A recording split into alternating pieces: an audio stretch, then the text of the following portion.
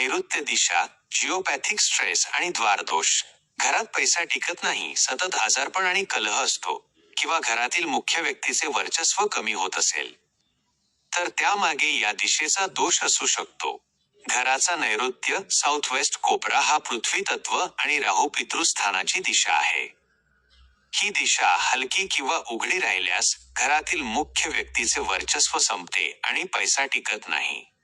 यासाठी या दिशेला ऊर्जा किलन, एनर्जी अँकरिंग केले जाते, ज्यामध्ये पितळ किंवा रांग्याचे लीड पिरॅमिड्स जमिनीच्या कोपऱ्यात स्थापित करून सोबत पितळी मोर किंवा राहू यंत्र ठेवले जाते, ज्यामुळे ही दिशा वजनदार होते आणि संपत्तीची गळती थांबते.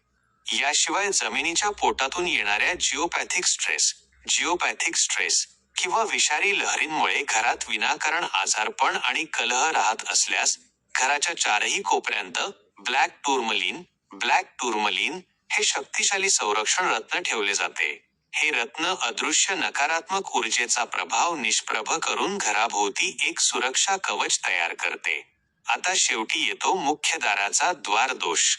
मुख्य दारासमोर खांब, झाड किंवा पायऱ्या यांसारखा द्वारदोष पंचांगछेद असल्यास दाराच्या वरच्या बाजूस अष्टकोनी बागुआ आरसा, ऑक्टॅगनल बागुआ मिरर किंवा पंचमुखी सिद्ध हनुमान यंत्र स्थापित केले जाते.